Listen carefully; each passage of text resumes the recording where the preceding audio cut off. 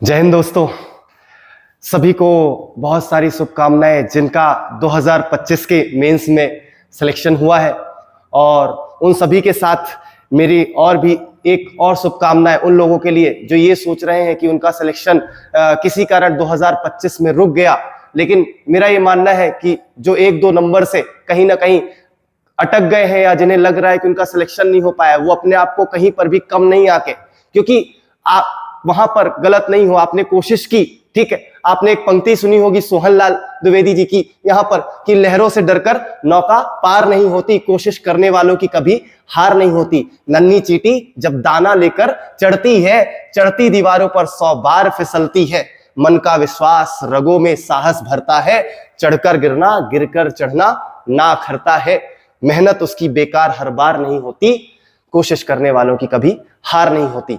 तो अगर किसी कारण एक आध नंबर से आप रह गए हो तो ऐसा नहीं है कि आपकी जीवन जो है वो समाप्त हो गया है या परीक्षा जो है वो जीवन की समाप्त हो गई है। आपके पास अगला मौका भी है। अब फिलहाल आज अगर मैं बात करना चाहूं तो उस स्ट्रेटेजी की बात करना चाहेंगे, उस रणनीति की बात करना चाहेंगे जो हमें अगले 3 महीने में आवश्यक है उन लोगों के लिए जो 2025 का मेंस देने वाले हैं, साथ ही उन लोगों के लिए भी जो 2026 का भी मेंस देना चाहते हैं, क्योंकि सिर्फ प्री से तो नौका पार होगी नहीं। ठीक, 2026 का हमें मेंस देना है तो सबसे इंपॉर्टेंट क्या है कि हमारा प्री के साथ मेंस जो है वो तैयार होना चाहिए। तो मेंस में हमारी क्या स्ट्रेटेजी होनी चाहिए? आज से लगभग देखें तो 90 दिन बचे हुए हैं 2025 का जो एग्जाम है उसके लिए। और अगर हम उन 2025 के एग्जाम, मेंस के एग्जाम की बात करें तो उन 90 दिनों में अगर हम देखें तो हमें 6 पेपर तैयार करने हैं। 6 पेपर, ठीक है, 6 पेपर की अगर हम यहां पर बात करें तो ये एक छोटा सिलेबस नहीं है। अगर हम एमपीपीएससी की बात करें तो जो 6 पेपर्स हैं और उन 6 पेपर में भी बात करें तो वो 2-2 भागों में, उन 6 पेपर में से 4 पेपर 2-2 भागों में बटे हुए हैं। ठीक है, एक व्यक्ति जो एमपीपीएससी की तैयारी कर रहा है वो बहुत बेहतर तरीके से जानता है कि ये जो मेंस का सिलेबस है, ठीक है ना, ये किसी कुएं से कम नहीं है। ठीक है, और ये कुआं इतना गहरा है कि जितना भी खोदते जाओ, ठीक, पानी कहीं ना कहीं कम रह जाता है। ठीक, तो अगर हम बात करें उस पानी में कमी को और उस कुएं में अगर हमें पानी चाहिए है तो हमें खोदते रहना है। ठीक, अगर इन 90 दिनों की हम बात करें, इन 90 दिनों में अगर हम देखें तो हमारे पास अगर एक सिलेबस की बात करें तो सबसे पहले जो इंपॉर्टेंट कहानी है वो ये हमें दिखाई देती कि हमें सिलेबस पता होना चाहिए और हमारे सामने जो सिलेबस है वो होना चाहिए। ठीक, आज अगर हम बात करें तो आज से लगभग 90 दिन बाद या फिर हम बात करें 9 जून से, ठीक, तो हमारे एग्जाम रहेंगे 9, 10, 11, 12, 13, 14, 9 से 14 जून के बीच में एमपीपीएससी द्वारा 2025 का मेंस लिया जाना है। ठीक है, तो अगर ऐसे में देखें तो क्या स्ट्रेटेजी होनी चाहिए, उसके लिए सबसे पहले जो इंपॉर्टेंट है वो हमारी क्या मायने रखती है, वो हमारे मुख्य परीक्षा के पेपर। तो अगर हम उस पेपर की बात करें, जैसा कि सभी लोगों के पास सिलेबस होगा और सभी लोगों ने सिलेबस को कई बार देखा होगा, तो हमने देखते हैं कि लगभग आपका जो सिलेबस है वो 6 प्रश्न पत्रों में बटा हुआ है और लगभग अगर हम देखें तो हर एक पार्ट में आपके यहाँ पर क्या है, 2-2 पेपर है, 2-2 पार्ट में बटे हुए हैं। और अगर उसको हम देखें तो ये जो भाग है ये भी कोई छोटे मोटे भाग तो है नहीं।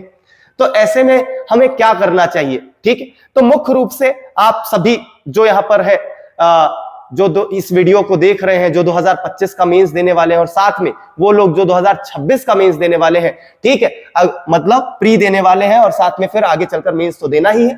तो अगर हम बात करें तो हमें ऐसा क्या करना चाहिए जिसके आधार पर हम इस एक रणनीति बनाएं और उस रणनीति के आधार पर हम क्या कर सके, उस एग्जाम को क्रैक कर सके और उस एग्जाम में एक अच्छा परफॉर्मेंस कर सके जिसके माध्यम से हमारा सिलेक्शन हो। ठीक है, तो मैं अपने आधारों पर इसको रखना चाहता हूं कि मेनली जो हमारी स्ट्रेटेजी होनी चाहिए, ठीक है, मुख्य रूप से उसका आधार क्या होना चाहिए, तो उसका आधार मुख्य रूप से आपके सब्जेक्ट मायने रखते हैं बहुत ज्यादा। जो आपके सब्जेक्ट्स हैं, ठीक है, जो विषय है, उन विषयों को किस प्रकार से पढ़ा जाएगा वो बहुत ज्यादा मायने रखता है। ठीक है, और अगर हम देखें तो यहां पर मैं बात करना चाहूं तो हमें अपने सब्जेक्ट्स को यहां पर 3 पार्ट्स में डिवाइड कर लेना चाहिए। ठीक है, मैं इधर उधर की बातों के बिना सीधे सीधे मुद्दे पर आना चाहूंगा कि मुद्दा मुख्य रूप से क्या है कि हमें हमारी रणनीति कैसी रखनी है ताकि हम उन अपने सब्जेक्ट्स को तैयार कर सके।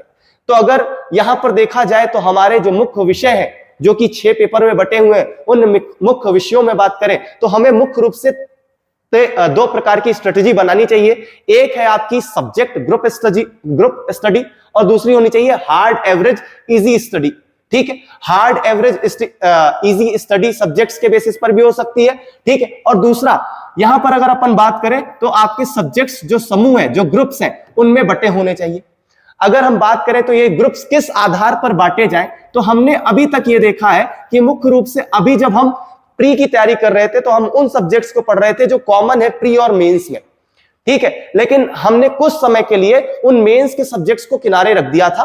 ठीक, जो कि आपके अब मेंस में बहुत ज्यादा इंपॉर्टेंट हो गए हैं और कहीं ना कहीं उतना ही रोल रखते हैं जितने आपके मेन सब्जेक्ट रखते हैं। तो यहां पर मुख्य रूप से मैंने इन ग्रुप को 3 पार्ट में डिवाइड किया है। अगर उन 3 पार्ट्स की अगर हम बात करें तो हमें अपने सब्जेक्ट्स को जो तैयार करना चाहिए उन 3 पार्ट्स में, अगर उस ग्रुप की बात करें तो जो पहला ग्रुप होना चाहिए उसमें हमें हिस्ट्री, इतिहास, ज्योग्राफी, तीसरा इकोनॉमिक्स और पॉलिटी को रखना चाहिए। दूसरा जो ग्रुप मैंने यहां पर बनाया है, क्योंकि आज के समय पर हम देखें तो मुख्य रूप से आयोग ने क्या कर दिया है, जो एमपी का वेटेज है वो थोड़ा सा बढ़ा भी दिया है। अगर हम देखें, पहला पेपर ही देखते हैं, पहले पेपर में अगर पार्ट ए की बात करें तो अगर आप देखो सही तरीके से तो जो आपकी हिस्ट्री है उसमें 50% जो सिलेबस है वो इंडियन हिस्ट्री का है और 50% जो सिलेबस है वो एमपी हिस्ट्री का है। ठीक है, और अगर हम देखें पिछला पेपर जो 2024 का मेंस हुआ था, अगर उसको देखा जाए तो करीबन 100 मार्क्स जो है वो एमपी हिस्ट्री से आए थे। ठीक है, और 50 नंबर का ही जो पार्ट है वो हिस्ट्री का था। हालांकि उनमें कुछ चीजें कॉमन है, जैसे पूरा का पूरा राजपूत काल। ठीक, लेकिन आज के समय पर हम देखें तो राजपूत काल पूरा का पूरा एमपी में हमें रखा हुआ दिखाई देता है। ठीक है, हमारी जो यूनिट 2 है और यूनिट 5, यूनिट 4 की हम बात करें तो, और यूनिट 3 का भी स्वतंत्रता वाला जो भाग है वो अगर हम देखें, इंडिपेंडेंस वाला जो भाग है वो भी एमपी में रखा गया है। ठीक है, तो ऐसे में जो सब्जेक्ट ग्रुप मैंने सेकंड बनाया है उसमें जो सबसे मेन इंपॉर्टेंट है वो आपका एमपी है। अब अगर उसको भी हम बांटे तो मध्य प्रदेश का इतिहास, मध्य प्रदेश का भूगोल, मध्य प्रदेश की पॉलिटी, ठीक, और यहां पर चौथा हो जाएगा मध्य प्रदेश की इकोनॉमिक्स। इस पार्ट में देखें तो जो एमपी पॉलिटी की वैल्यू है वो लगभग ना के बराबर है, जो आप यहां पर कवर कर लेते हो। ठीक है, जैसे राज्यपाल, अब यहां पर आपको बिल्कुल भी सवाल ऐसे नहीं आएंगे कि कौन सा मुख्यमंत्री या फिर कौन सा राज्यपाल। ठीक है, तो इस प्रकार के सवाल जो है वो लगभग ना के बराबर यहां पर खत्म हो जाएंगे या फिर ना के बराबर रहेंगे।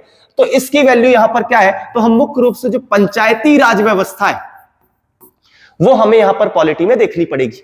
ठीक है, पंचायती राज के अलावा जिलाधीश, ठीक है, उसके अलावा सचिवालय, अगर इनकी बात करें तो ये मुख्य रूप से आपको अब एमपी पॉलिटी में दिखाई देते हैं।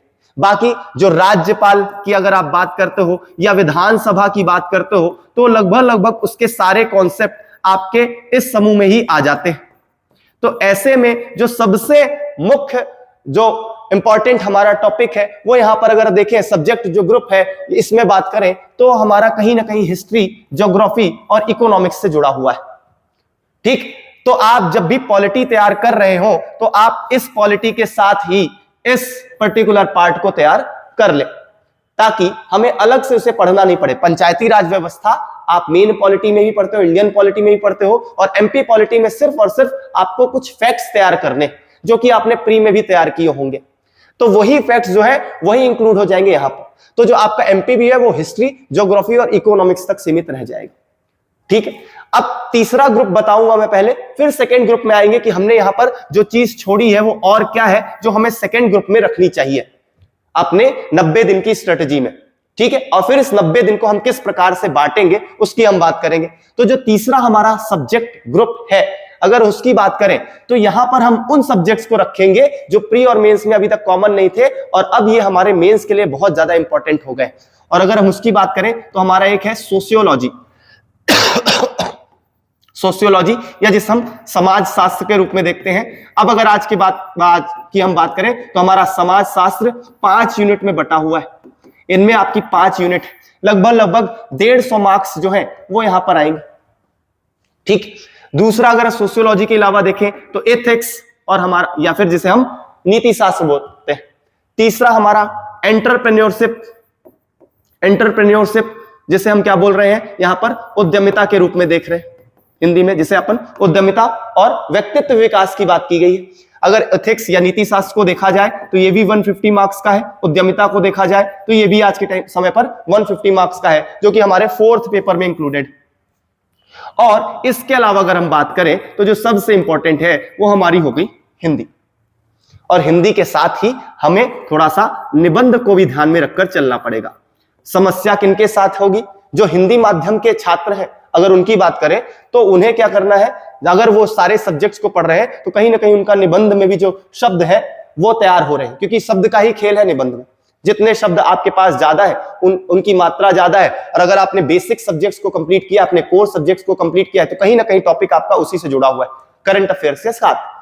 लेकिन अगर हम बात करें इंग्लिश मीडियम वालों के साथ, तो सबसे बड़ी समस्या शब्द के लेकर है, क्योंकि वो जो सारे बेसिक टॉपिक है वो कहीं ना कहीं किससे तैयार कर रहे होते हैं, वो सारे के सारे इंग्लिश से तैयार कर रहे होते हैं। तो वो इंग्लिश में जो वर्डिंग है वो उनकी अच्छी खासी पकड़ रहती है इंग्लिश में, लेकिन कहीं ना कहीं हिंदी में जो शब्द है वो कहीं ना कहीं कमी पड़ जाते हैं। और अगर आपको यहाँ पर 1000 वर्ड लिखने हैं या 500 वर्ड लिखने हैं, तो ऐसे में आपके लिए जो सबसे बड़ा इंपॉर्टेंट पार्ट है कि आपको यहाँ पर इंग्लिश मीडियम में थोड़ा सा निबंध में समय देना पड़ सकता है, अगर आपने कभी निबंध नहीं लिखा है तो। और अगर लिखा है तो फिर समस्या नहीं जाएगी। आप कोई भी पर्टिकुलरली निबंध के आधार पर या संडे टू संडे कहीं ना कहीं निबंध लिखकर आप क्या कर सकते हैं, उसकी थोड़ी बहुत प्रैक्टिस कर सकते हैं। ठीक है, तो यहां पर ये चीज कंडीशन में है। कंडीशन में कैसी कि कुछ लोगों का कहीं ना कहीं निबंध, जैसे हिंदी माध्यम वाले हैं, उनको निबंध में कहीं ना कहीं तैयारी करने की जरूरत नहीं पड़ती है, क्योंकि जो कोर सब्जेक्ट है वही उसी से जुड़ा हुआ टॉपिक आपका निबंध में दिखाई देता है। लेकिन जिन लोगों का निबंध में अच्छी खासी प्रैक्टिस नहीं होती है या फिर समस्याएं होती हैं उस पेपर में, जो हमारा 6th पेपर है, अगर उनने कभी भी नहीं पढ़ा है तो एक बार वो थोड़ा सा उस पर ध्यान देंगे और कहीं ना कहीं उसमें थोड़ा बहुत आपका टाइम जाएगा। अब हम बात करते हैं कि कुछ मिसलेनियस टॉपिक जो है वो हमने छोड़ दिए। तो हम अगर वेटेज की बात करें, ये जो ग्रुप्स मैंने बनाए हैं, इस समूह का आधार क्या है? अगर इस समूह की बात करें तो हर एक ग्रुप में यहां पर मैंने इस प्रकार से बनाया है कि सबका वेटेज बराबर आ जाए, और अगर वेटेज बराबर होगा तो आसानी होगी। फिर आगे चलकर बात करेंगे ये ग्रुप क्यों बनाए हैं, क्योंकि हम हर एक ग्रुप से एक सब्जेक्ट उठाएंगे और उस सब्जेक्ट को एक साथ, मतलब तीनों ग्रुप से एक एक सब्जेक्ट उठाएंगे और तीनों की एक साथ तैयारी करेंगे। जब आप मेंस का पेपर दे रहे हो तो इस बात का ध्यान रखना कि आप बिल्कुल ऐसा नहीं कर सकते कि हम एक एक करके एक सब्जेक्ट तैयार कर ले, फिर दूसरा कर ले, फिर तीसरा तैयार कर ले, 10 दिन, 1 हफ्ते, 2 हफ्ते ऐसा कर ले। अगर आप ऐसा करने की कोशिश करोगे तो ये मान के चलो कि कहीं ना कहीं जो आपका सब्जेक्ट है वो आगे बढ़कर छूट जाएगा। जैसे 1 हफ्ते आपने पहले किया तो 2 हफ्ते बाद या तीसरे हफ्ते जब हम दूसरा सब्जेक्ट तैयार कर रहे हैं तो हमें पहला सब्जेक्ट याद ही नहीं रहा। तो ये समस्याएं बहुत रहती हैं। तो ऐसे में जो सबसे इंपॉर्टेंट ये है कि आपको पैरेलली इन सब्जेक्ट्स को लेकर चलना पड़ेगा, तब जाके आपकी जो तैयारी है वो बेहतर होगी और आपको वो सारी चीजें याद रहेंगी। और अगर आप ये सोच रहे हो कि हम एक एक सब्जेक्ट करेंगे तो ये मान के चलिए कि कहीं ना कहीं आपकी इफिशियंसी तो अच्छी होगी, ठीक है, कि आपकी इंटेंसिटी अच्छी है पढ़ने की, लेकिन कहीं ना कहीं रिवीजन में कमी रह जाएगी। तो रिवीजन करने के लिए आप पैरेलली सब्जेक्ट को लेकर चलो। अगर आप मिनिमम 3 सब्जेक्ट लेकर चलते हो तो बहुत अच्छा है, उससे ज्यादा लेकर चलते हो तो और ज्यादा अच्छा है। ठीक है, तो अब अगर हम बात करें यहाँ पर जो सब्जेक्ट ग्रुप हमने रखा है, ठीक है, सब्जेक्ट ग्रुप जो सेकेंड रखा है, उसमें हम यहाँ पर देखें तो हमारा जो स्वास्थ्य से जुड़ा मुद्दा है, ठीक है, स्वास्थ्य हो गया, पर्यावरण हो गया, ठीक है, उसके अलावा अगर हम यहां पर देखें कंप्यूटर, आईसीटी, ठीक है, आईसीटी या कंप्यूटर अपन उसे ऑल ओवर देखकर चल रहे हैं। उसके अलावा अगर यहां पर बात करें तो विज्ञान, ये जो मुख्य रूप से क्या है आपके, ठीक, विषय है, ये आपको किसमें यहां पर तैयार करने। अब एक तरीका जो है वो क्या है आपका कि यहां पर आप मुख्य रूप से अलग अलग ग्रुप में डिवाइड कर लें और एक एक ग्रुप से आप एक एक सब्जेक्ट को उठाकर पैरेलली 3 चीजें एक साथ चलाएं। अब दूसरा जो है कि चलो पैरेलली में भी उठाना है तो कौन से ग्रुप से हम कौन सा सब्जेक्ट उठाएं, ये सबसे बड़ा सवाल होता है। तो ये आपका पर्सनल मामला है, क्योंकि आप ग्रुप को क्या बना सकते हैं, कॉमन बना सकते हैं, लेकिन पर्सनल मामला किसका आता है, हार्ड, एवरेज और इजी का। यहां पर बात काहे की है, तो मुख्य रूप से हम ये पर्सनल हमने इसलिए इसे बोला क्योंकि किसी के लिए एक सब्जेक्ट हार्ड होता है, उसी दूसरे व्यक्ति के लिए वही सब्जेक्ट इजी होता है, क्योंकि किसी व्यक्ति ने उस पर ज्यादा टाइम दिया है। इजी, एवरेज और जो हार्ड होते हैं वो सब्जेक्ट हार्ड नहीं होते हैं, हमने उसमें कितना समय दिया है उस आधार पर हो जाते हैं। तो हमने किसी सब्जेक्ट पर बहुत ज्यादा टाइम दे दिया तो हमें इजी लगता है, किसी जगह पर किसी पर हमने बहुत कम टाइम दिया तो उसको हमने हार्ड बोला है। और किसी पर हम थोड़ा थोड़ा ध्यान देते रहते तो हमें एवरेज लगता है। कब हमें इजी लगता है? जब हमें ये लगता है कि अगर यार इस सब्जेक्ट को हमने उठाया और हम ज्यादा टाइम नहीं लेंगे, आराम से तैयार हो जाएगा, ये तो बहुत ज्यादा इजी हलवा है। फिर आपको एक ऐसा सब्जेक्ट भी नजर आता है, लगता है कि हाँ ठीक है याद नहीं है लेकिन एक बार रीड कर लेंगे, मतलब उसमें भी थोड़ा बहुत डाउट रहता है लेकिन रीड कर लेंगे तो हाँ याद हो जाएगा। ठीक है, इसमें तो ऐसा लगता है कि एक बार बस पलटना है, देखना है और याद हो गया। ठीक है, दूसरा क्या कि याद नहीं है लेकिन पढ़ लेंगे तो याद हो जाएगा। और हार्ड में कई बार हमें डर बना रहता है कि यार ये जो पर्टिकुलर पार्ट है इसको क्या है हमें 2-3 बार करना पड़ेगा, तब जाकर कहीं ना कहीं ये जो है हमारे लिए एक एवरेज बिंदु पर आ जाएगा।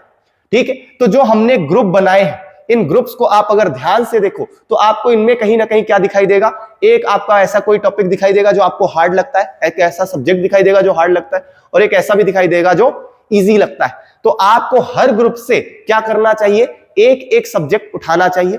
और शुरुआत हमेशा कहां से करनी चाहिए, तो शुरुआत हमेशा हार्ड से करनी चाहिए। जब भी आप पढ़ने बैठ रहे हो तो आप अपना जो टॉपिक है या आपका जो सब्जेक्ट है वो ऐसा सब्जेक्ट उठाए जो आपको हार्ड लगता है बाकी के कंपैरिजन में। ठीक है, बाकी के कंपैरिजन में कोई भी सब्जेक्ट हार्ड, एवरेज, इजी नहीं होता, वो सिर्फ हमारी मेहनत के ऊपर होता है या फिर हमने उसे कितनी बार पढ़ा है। या फिर कोई सब्जेक्ट ऐसा जो बहुत ज्यादा लेंदी है, ठीक है, मतलब उसमें हमारे पास मार्क्स कम है, हमें कम पढ़ना। एक ऐसा सब्जेक्ट होता है जिसमें कम पढ़ना है और ज्यादा मार्क्स वहीं से आएंगे। दूसरा एक ऐसा सब्जेक्ट होता है कि मार्क्स वहां से कम मिलेंगे लेकिन सब्जेक्ट बहुत ज्यादा लेंदी है, लाइक हिस्ट्री। ठीक है, आप कितना भी पढ़ लो समाप्त ही नहीं हो रहा है।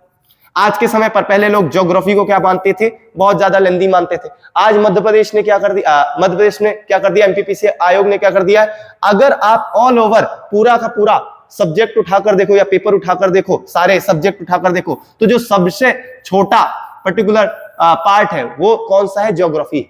आप उसकी 5 यूनिट उठाकर देखना कभी भी। ठीक है, अगर आप 5 यूनिट में उठाकर देखो तो 5वीं यूनिट एमपी है, बाकी 4 यूनिट में यहाँ पर आपदा प्रबंधन वगैरह भी है और आईसीटी का भी थोड़ा सा पार्ट जुड़ा हुआ है। लेकिन बाकी अगर इन 3 को उठाकर देखो तो पहला कॉन्सेप्चुअल ही मिलेगा। मैं इन्हें अपने आधार पर नहीं बात कर रहा हूं, अगर हम उसे कंपेयर करें, ठीक है, अगर दूसरे सब्जेक्ट से आप उसे कंपेयर करोगे तो सबसे ज्यादा जो कम टाइम आपको लगना चाहिए वो आपको किसमें लगना चाहिए, ज्योग्राफी में। ठीक है, अब इसका मतलब ये नहीं है कि लगना ही चाहिए, किसी के लिए वो सब्जेक्ट अगर उसने पढ़ा नहीं है तो कई बार वो हार्ड भी लगता है, तो आप उस आधार पर इसे क्या कर सकते हो, तैयार कर सकते हो। तो हमारे पास जो ग्रुप है, आपकी जो स्ट्रेटजी है वो इस आधार पर होनी चाहिए। अब हम ये बात करेंगे कि हमारे पास कितना समय है और हमें कितना तैयार करना है। ठीक है, तो हम ये देख रहे हैं कि हमारे पास 90 दिन, और 90 दिन को अगर पेपर वाइज डिवाइड करो, ठीक है, तो हमारे पास हर पेपर के लिए कितने दिन मिल रहे हैं, 15 दिन। और 15 को भी अगर हम पार्ट ए और पार्ट बी में क्या करें, डिवाइड करें, तो हमारे हर एक के पास 7.5 दिन मिल रहे हैं। ठीक है, तो अब हमें थोड़ा सा क्या करना पड़ेगा, यहां पर टाइम मैनेजमेंट करना पड़ेगा। और टाइम मैनेजमेंट में हमें क्या करना है कि मुख्य रूप से पेपर के आधार पर भी हम उसे डिवाइड करेंगे। जैसे पेपर 1 हो गया, फिर 2 हो गया, फिर 3 हो गया, फिर 4 और 5, 6। अगर हम 6 और 5 की बात करें तो ये आपका हिंदी है और ये आपका निबंध है। हिंदी और अगर निबंध की बात करें, ठीक है, और अगर आपके पास 90 दिन है तो इन 90 दिनों में आप ज्यादा से ज्यादा इसे 14 से 15 दिन ही दे सकते हो। अगर आपने हिंदी नहीं पढ़ी है तो थोड़ा ज्यादा समय लग जाएगा, लेकिन अगर थोड़ी बहुत भी अच्छी हिंदी पढ़ी है तो आप इसे 14 से 15 दिन में जो है उसे कंप्लीट कर दे। इन दोनों पेपर को, इन दोनों पेपर के लिए अगर हम टाइम देखें, टाइम यही मिल रहा है, इससे ज्यादा समय नहीं है, इसलिए पर्टिकुलर इतना ही टाइम में हमें क्या करना पड़ेगा, कंप्लीट करना पड़ेगा। थोड़ा ऊपर नीचे चीजें जाएंगी। अब बचे आपकी जो 4 पेपर हैं, उन 4 पेपर को देखा जाए तो इस पेपर में 10 यूनिट है, इस पेपर में 10 यूनिट है, इस पेपर में 10 यूनिट है और इस पेपर में 8 यूनिट है। तो अगर यूनिट वाइज हम देखें तो अगर यहां पर देखें 90 में से गए 14, 14 डेज ही मिलेंगे, 14। ठीक है, बचे हमारे पास कितने, 76। अगर डिवाइड करो तो हमारे पास एक यूनिट के लिए 2 दिन से ज्यादा नहीं। इन 2 दिनों में हमें एक यूनिट तैयार करनी है, और सिर्फ उसे तैयार नहीं करना, उस पर हमें आंसर राइटिंग करके भी देखनी। तो क्या संभावनाएं हैं कि हम हर एक यूनिट को 2 दिन में तैयार कर सकते हैं? तो यहां पर हमें यह देखना पड़ेगा कि अगर हर एक यूनिट में जाओ आप देखो तो कुछ एक ऐसी यूनिट है जो क्या 2 दिन की जगह 1 दिन में भी तैयार हो सकती है, अगर आपने उसे थोड़ा पढ़ा है अच्छे से। ठीक है, और अगर नहीं पढ़ा है एक बार भी तो हर एक को आपको उसी तरीके से पढ़ना पड़ेगा, फिर 2-2 दिन ही बांट सकते हैं। लेकिन अगर आपने कुछ सब्जेक्ट्स या कुछ टॉपिक्स आपने पढ़े तो उसे आप एक दिन में भी तैयार कर सकते हो। जैसे आपने कुछ कॉमन सब्जेक्ट्स में यहां पर जब पेपर 1 पढ़ा होगा तो आपने यहां पर पार्ट ए और पार्ट बी में एमपी ज्योग्राफी को अच्छा खासा रटा होगा प्री के हिसाब से। तो आपकी ज्योग्राफी जो है वो प्योरली, एमपी ज्योग्राफी जो है वो तो प्योरली कैसी है, यहां पर फैक्चुअल है। अगर ये तैयार है तो ये मान के चलिए कि आसानी से वो जो है 2 से 3 घंटे में वापस से खत्म होनी चाहिए। तब जाकर हम ये कह सकते हैं कि कहीं ना कहीं हमारा जो है वो यूनिट कितने दिन में आराम से तैयार हो जाएगा। ठीक है, 2 से 3 घंटे अगर आप यहां पर उसे कंप्लीट करते हो, या फिर चलो हमने मान लिया उसका डबल भी टाइम ले लिया, तब भी हम एक यूनिट को यहां पर आराम से एक दिन में भी कंप्लीट कर रहे हैं। ठीक है, तो अगर हम यहां पर देखें बाकी ज्योग्राफी, तो ऐसे में आप इसे अगर देखा जाए पूरा का पूरा पार्ट बी, ठीक है, या पेपर बी पेपर 1 का पार्ट बी यहां पर देखा जाए तो लगभग हमारे पास इसे 5 से 6 दिन में हमें कंप्लीट करना चाहिए। अभी मैंने बोला था 2 दिन पर यूनिट के लिए, यहां पर 5 यूनिट है तो टोटल 10 दिन मिल रहे हैं। यहां पर मैंने बोला 5 से 6 दिन, तो ऐसा क्यों बोला कि कुछ पार्ट ऐसे हैं जिसे कम टाइम में तैयार किया जा सकता है। अब यहीं पर अगर घूम के पेपर ए में आओगे तो आपको मिलेगी हिस्ट्री और एमपी हिस्ट्री, जो एक लेंदी है और इसमें थोड़ा सा टाइम ज्यादा जाएगा। तो इस समय को जो हमने यहां पर समय बचाया, उस समय का उपयोग हम कहां पर कर सकते हैं, अपने हिस्ट्री वाले पार्ट में कर सकते हैं। इसी प्रकार से अगर हम देखें पेपर 2 में, तो पेपर 2 में हमें पॉलिटी दिखाई देता है और साथ में सोशियोलॉजी दिखाई देता है। और अगर हम सोशियोलॉजी की बात करें, समाज शास्त्र की बात करें, तो समाज शास्त्र अगर हमने अभी लंबे समय तक छोड़ा हुआ था क्योंकि आप प्री दे रहे थे, तो ऐसे में हमें वापस से उसे पकड़ना है, तो कहीं ना कहीं उसमें टाइम जो है वो तो लगेगा। तो ऐसे में यहां पर भी आप क्या करोगे, एक एक यूनिट वाइज को थोड़ा सा इस प्रकार से डिवाइड करोगे कि एक में कम समय और दूसरे में ज्यादा समय। तीसरा आपका यहां पर पूरा का पूरा जो पार्ट है वो इकोनॉमिक्स का है और साइंस एंड हेल्थ, ठीक है, साइंस और स्वास्थ्य से जुड़ा हुआ है। साइंस और मुख्य रूप से यहां पर हेल्थ सेक्टर पूरा का पूरा, ठीक है, आयुष्मान वगैरह, आयुष वगैरह जो पार्ट है आपका, पर्यावरण है, एनवायरमेंट है, उससे जुड़ा हुआ है। इकोनॉमिक्स वाले पार्ट को कई हद तक आपने इस बार तैयार किया होगा, किसके लिए, एमपीपीएससी प्री के लिए। तो कहीं ना कहीं आपको क्या है, और अगर आपको ऐसा लगता है कि ये वाला जो पार्ट है वो एवरेज है, तो हर यूनिट को आप 2 दिन देते हुए इसे कंप्लीट करिए। आपका जो चौथा पेपर है अगर आप उसको देखो तो आपको उसमें मिलता है एथिक्स एंड एंटरप्रेन्योरशिप, ठीक है। और अगर हम इसकी बात करें तो मुख्य रूप से आपको क्या करना चाहिए, ठीक, सभी को बराबर टाइम देना चाहिए, क्योंकि 8 यूनिट है, जो 5वीं यूनिट है वो दोनों में ही केस स्टडी है, और आप इन्हीं 8 यूनिट को जब तैयार करोगे, 4-4 यूनिट को, तो इन्हीं से बनेगी आपकी केस स्टडी। तो आपको 5वां जो है वो अलग से पार्ट पढ़ने के लिए नहीं, और एमपीपीएससी में जो केस स्टडीज है अगर आप उनको थोड़ा सा देख लेंगे तो आपको समझ में आ जाएगा कि मेनली जो टॉपिक्स है, अगर आपने इन टॉपिक्स को अच्छे से तैयार किया तो ऑटोमेटिक आपसे वो जो केस स्टडीज है वो बन जाएंगी। तो आपके अगर आपको ऐसा लगता है कि केस स्टडीज में डर लग रहा है या फिर आप उसे पहली बार देने वाले हो, तो ऐसे में आप क्या कर सकते हो, 1-2 बार उन केस स्टडीज को देख सकते हो। और अगर आपको ऐसा लगता है कि आपने केस स्टडीज पहले से देखी हैं तो आराम से आप उन 8 यूनिट को तैयार करिए। इनमें से कुछ ऐसी हैं जो नई भी जुड़ी या फिर पहले नहीं थी। तो अब सबसे बड़ा सवाल यही आता है कि कुछ लोग ऐसे भी होंगे जिन्होंने मेंस दिया होगा और कुछ लोगों का ऐसा होगा जो पहली बार मेंस देने वाले हैं। तो ऐसे में आपके लिए ये मायने रखता है कि अगर आप पहले भी दे चुके हैं तो लगभग जो चीजें हैं वो रिवीजन पर ज्यादा ध्यान हमें देना चाहिए, जितना ज्यादा रिवीजन होगा। क्योंकि अगर आप पहले दे चुके हैं और कहीं ना कहीं आप में कोई कमी रह गई या फिर कुछ ना कुछ छूट गया था पेपर में जब आप देते समय, तो आप उन चीजों पर फोकस करिए जो कहीं ना कहीं छूटा। और जो पहली बार देने वाले हैं उनके लिए बहुत ज्यादा इंपॉर्टेंट है कि वो अपने हर पार्ट को कंप्लीट करके जाएं।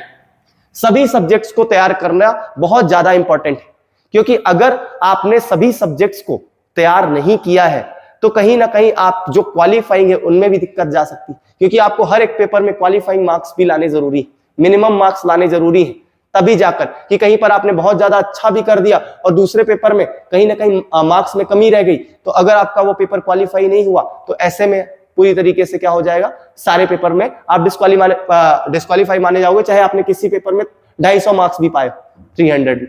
तो हमें क्या करना है, अगर आप फर्स्ट टाइम पेपर दे रहे हो तो आपका फोकस होना चाहिए कि हम हर एक सब्जेक्ट को या हर एक जो पेपर है उसको सभी तरीके से समान तरीके से तैयार करें, ठीक है। तो 2025 जो बेस देने वाले हैं उनके लिए अगर मैं आप कहूं तो ये आपके पास एक अच्छा मौका है, इस मौके में चौका मार दो, ठीक। और क्योंकि अगर हम ये देखें तो यहाँ पर जो लोग हैं वो भी कम है, और ये भी कह सकते हैं कि जो लोग हैं वो बहुत ज्यादा तगड़े भी हैं, क्योंकि ऐसा भी नहीं कि कट ऑफ जो है वो कम गया है, ठीक है। हालांकि कट ऑफ इतना ही जाता है, लेकिन अगर इस बार का पेपर देखें तो उस आधार पर अगर उससे बोला जाए तो कई लोगों का मानना था कि कट ऑफ जो है वो कम जा सकता है, ठीक है। लेकिन फिर भी अगर हम कट ऑफ देखें तो कट ऑफ का स्तर इतना ही रहा, तो इसका मतलब सीधा सीधा दिखाई देता है कि इस वाले पेपर में जो लोग बैठे वो कहीं ना कहीं उन्होंने मेंस को डीप लेवल पर पढ़ा है पहले भी, ठीक है। और कई बार ये बात बोली जाती है, ठीक है, मेरे गुरुजी का भी ये मानना था, उनका कहना था कि एमपीपीएससी का अगर देखा जाए या एमपीपीएससी स्तर पर जो मध्य प्रदेश में जो एग्जाम आयोग द्वारा लिया जाता है, ठीक है, उनका यही मानना था कि वो हमेशा कहते थे कि जिसका एक बार प्री निकलता है उसका प्री कभी नहीं रुकता। तो एक्चुअली पे वो ये कहना चाहते थे क्योंकि एक बार जिसने प्री दिया तो वो मेंस को उस लेवल पर तैयार कर लेता है कि अगली बार जब वो मेंस लेवल पर उसने डीप पढ़ लिया तो उसके बाद उसका प्री निकलता ही निकलता है। तो कहानी एक्चुअली पे वो ये कहना चाहते हैं कि उन्होंने हमेशा मुझे ये बोला, ठीक है, कि आपका मेंस तैयार होना चाहिए और डीप लेवल पर, तो आप इस पर फोकस बहुत ज्यादा करिए। तो यही से शुरुआत होती है किनकी, उन लोगों की जो 2026 का एग्जाम देने वाले, 2026 का प्री देने वाले हैं और मेंस भी देना चाहते हैं, क्योंकि प्री देंगे तो मेंस तो देंगे, ठीक है। तो कहानी यही फंसती है कि अगर इस बार जो 2026 में देने वाले हैं पेपर, 2025 का जिनने पेपर दिया लेकिन नहीं हुआ, क्या उनका मेंस तैयार था, ठीक है। अगर मेंस तैयार था तो बहुत अच्छी बात है, और अगर मेंस तैयार था अच्छी बात है, तो यहां पर एक बात और कि उसे और ज्यादा अच्छा करिए ताकि आप एक अच्छा बेहतर रिजल्ट अगली बार दे सको और फाइनल सिलेक्शन यहां पर ले सको। लेकिन साथ में अगर किन्हीं का मेंस तैयार नहीं था तो ये सोचने वाली बात है कि इन 90 दिनों में क्या पॉसिबल था इसे तैयार करना। तो अगर आपने नहीं पढ़ा है तो कहीं ना कहीं कुछ ना कुछ कसर रह जाती है, क्योंकि 90 दिन जो है हमारा जो सिलेबस है बहुत ज्यादा वास्ट है। तो हमें इस बात पर ध्यान देना चाहिए कि कैसे हम इस मेंस को जो है वो कंप्लीट करें। तो जो स्ट्रेटेजी मैंने यहां पर रखी है 2025 मेंस के लिए, अगर बात करें तो आपके पास जो 2026 का प्री देने वाले हैं, मेंस देने वाले हैं और फाइनल सिलेक्शन लेने वाले हैं, उनके पास 7 महीने का समय है, इससे ज्यादा नहीं है। अभी तक जो 2025 का मेंस देने वाले हैं उनके पास जो समय है वो 3 महीने का है, 90 दिन का आपको दिखाई देता है, लेकिन अगर यहां पर देखा जाए तो सिर्फ 7 महीने। ऐसे में आप सिर्फ यहीं पर अंदाजा लगा लो कि जिन लोगों को 2025 मेंस में 2 दिन का 1 यूनिट के लिए टाइम मिल रहा है, आपको सिर्फ ज्यादा से ज्यादा 4 या फिर 5 दिन मिल रहे हैं 1 यूनिट के लिए। तो जो लोग अगला प्री देने वाले हैं वो ये समझ लें कि उनके पास भी समय कम है, तो इस बार आप जी जान से लग जाइए। स्ट्रेटेजी को आप इसी प्रकार से रखते हुए, अपने सब्जेक्ट्स को तैयार करते हुए आप क्या कर सकते हो, एक बेहतर रिजल्ट दे सकते हो, ताकि आप सितंबर तक जब आपका पूरी तरीके से मेंस तैयार हो जाए तो आप अक्टूबर में नोटिफिकेशन का इंतजार कर सकते हो, और अक्टूबर में नोटिफिकेशन आया और आपकी प्री की तैयारी शुरू हो गई। और फिर इस समय पर अभी इन 7 महीनों में आप 3 ग्रुप में पढ़ रहे होगे, और फिर वही कि जैसे ही यहां पर क्या आया आपका रिजल्ट नोटिफिकेशन आया, वैसे ही आप 2 सब्जेक्ट ग्रुप में आ गए, वो 2 सब्जेक्ट ग्रुप जो कि प्री और मेंस दोनों में कॉमन है। पर यहां पर हम क्या मेंस लगाना बंद नहीं कर रहे हैं, मेंस को छोड़ नहीं रहे, हम सिर्फ उन टॉपिक्स या उन सब्जेक्ट्स को पढ़ रहे हैं जहां पर प्री और मेंस दोनों कॉमन है। और कोशिश करिए कि आप अपने प्री और मेंस के जो नोट्स हैं वो सेम रखिए, प्री और मेंस के जो नोट्स हैं वो हमेशा सेम रखिए, क्योंकि दिक्कत यहीं पर आती है कि कुछ लोगों का ये मानना है कि नोट्स तो अलग हो, मेंस तो अलग होता है, मेंस का सिलेबस अलग होता है, प्री का अलग होता है। सब्जेक्ट वही है, पूछा भी वहीं से जा रहा है, प्री में भी वही क्वेश्चन आ रहे हैं, प्री से ही दिखते हुए क्वेश्चन मेंस में भी 2 मार्कर में आ रहे हैं, ठीक है। तो इसका सीधा सा मतलब है कि ना ही सब्जेक्ट अलग है, लग रहा है कोई भी सब्जेक्ट, एक आध ऐसे हैं जो कि दोनों में क्या है, कॉमन नहीं है, लेकिन मैक्सिमम जो टॉपिक है 90% जो टॉपिक है वो कॉमन। तो ऐसे में आपका यहां पर नोट्स सेम रखना बहुत ज्यादा जरूरी है, क्योंकि जब आप प्री की तैयारी कर रहे होगे तो आपका मेंस भी तैयार हो रहा है। और अगर आपने सोचा कि मेंस अलग पढ़ेंगे और फिर प्री अलग पढ़ेंगे, तो जब आप प्री पढ़ने जाओगे तो फिर 3 महीना नया कुछ उठाओगे। तो आप अपने जो टेक्स्ट, जो भी आप बुक्स या नोट्स प्रेफर कर रहे हो वो सेम रखिए, ताकि आप बेहतर से बेहतर रिजल्ट दे सको। क्योंकि अगर आप ये सोच रहे हो कि हम मेंस को अलग रख देंगे, तो ऐसे में आप 3 महीने क्या है, जब प्री की तैयारी करने लग जाते हो कई बार, तो प्री के यहां पर मेंस के नोट्स को किनारे रख दोगे। अब जब मेंस के नहीं पढ़ोगे तो जो आपने 7 महीने मेहनत की है उसका भी कोई मतलब नहीं निकलेगा, क्योंकि जब आप प्री देकर निकलोगे और प्री निकल भी गया तो आपको ये जो नोट्स अभी तक आप मेंस पढ़ रहे थे वो नए नए लगने लगेंगे, क्योंकि रिवीजन के बिना कोई भी चीज जो है वो कहीं ना कहीं हमें भूलती तो है, ठीक। तो ऐसे में हमारे लिए इंपॉर्टेंट है हम नोट्स सेम रखें और उन्हीं नोट्स को आधार रखकर हम अपनी प्री की भी तैयारी आगे करते रहे। ठीक। तो जो लोग इस बार का मेंस दे रहे हैं उनके लिए उनको ढेर सारी शुभकामनाएं, ऑल दी बेस्ट। बहुत बेहतर तरीके से आप अपना रिजल्ट दे सकते हो, बस आपको अपनी रणनीति बेहतर करने की जरूरत है।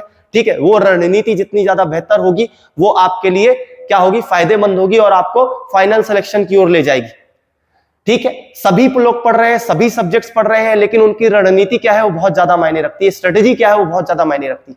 इसी प्रकार जो अगला प्री देने वाले हैं और जिन्हें जो इस बार 2025 में 1 या 2 मार्क्स से कहीं ना कहीं रह गए या फिर 2, 3, 4 मार्क्स भी अगर मैं बोलूं, ठीक है, तो यहां पर रह गए तो वो निराश ना हो, वो अगले जो आपके प्री है उसका वेट करें और ज्यादा टाइम नहीं, 2000 आप ये मान के चलो कि जनवरी 2026 में जो पेपर है एमपीपीएससी 2026 ले लेगा। आपको भी पता है कैलेंडर जो है वो कहीं ना कहीं आयोग की जो माइंडसेट दिख रहा है वो क्या हो रहा है कि वो अपने कैलेंडर को सही करने की कोशिश कर रहा है और आप भी जानते हो कि इस बार इनने पोस्ट नहीं बढ़ाई, तो ऐसे में एक अच्छी पोस्ट 2026 में आने की संभावनाएं रहेंगी।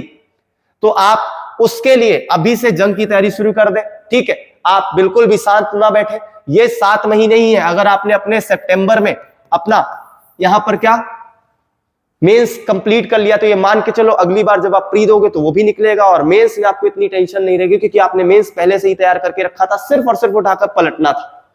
तो यहां पर जब आप मेंस तैयार कर रहे हो सितंबर तक, तो यहां पर मेंस आंसर राइटिंग के साथ उसको बेहतर तरीके से एक स्ट्रेटेजी के साथ कंप्लीट करिए ताकि अक्टूबर में आया नोटिफिकेशन, हमने फिर से रिवीजन चालू किया और इस बार हम ऑब्जेक्टिव भी लगाने लग गए। तो 2 महीने 2.5 महीने लगातार ऑब्जेक्टिव लगाया, पीवाईक्यूज लगाए, ठीक है, एफएलटीज दिए और उसके बाद आपका जो रिजल्ट है वो यही वाली बात कहती कि कोई माई का लाल जो है वो उसे रोक नहीं सकता। ठीक है, ये बात तय अगर आपने एक बेहतर लेवल पर किया है, क्योंकि जिन लोगों का सिलेक्शन इस बार हुआ है वो बहुत क्लियरली ये चीज दिखाई देती है कि उनका मेंस जो है, जो मेंस है वो बेहतर लेवल पर तैयार है और उन्होंने डीप लेवल पर उसे तैयार किया था, इसलिए वो सिलेक्शन ले पाए। तो हमें क्या करना है, इस मेंस को बेहतर करना है। जितना हम उसे बेहतर करते जाएंगे उतना क्या होगा, आपके लिए फायदेमंद होगा। ठीक है, क्योंकि आप इस बार क्वेश्चन आपने देखा किस प्रकार के डायमेंशंस थे और वैसे भी पहले भी इनमें थोड़े बहुत डायमेंशंस रहे हैं, लेकिन कहीं ना कहीं हम ये चीज देखते हैं कि अब एक अच्छा क्या आया, इस बार पेपर आया जो कि मेंस को ध्यान में रखकर भी बनाया गया। तो ऐसे में आप इस पर लग जाइए, ठीक, ताकि आप 2026 का भी बेहतर रिजल्ट दे सके। ठीक है, इसी के साथ मैं इसको यहीं पर कंप्लीट करूंगा। ठीक है, और बहुत ढेर सारी शुभकामनाएं, बेस्ट ऑफ लक उन लोगों के लिए जो मेंस दे रहे हैं, बेस्ट ऑफ लक जो अगला 2026 का प्री मेंस और इंटरव्यू भी देने वाले हैं। ठीक है, ये मान के चलो अपना माइंडसेट जितना आप क्लियर रखोगे बिल्कुल उस फाइनल सिलेक्शन तक आप जरूर पहुंचोगे। जय हिंद, जय भारत।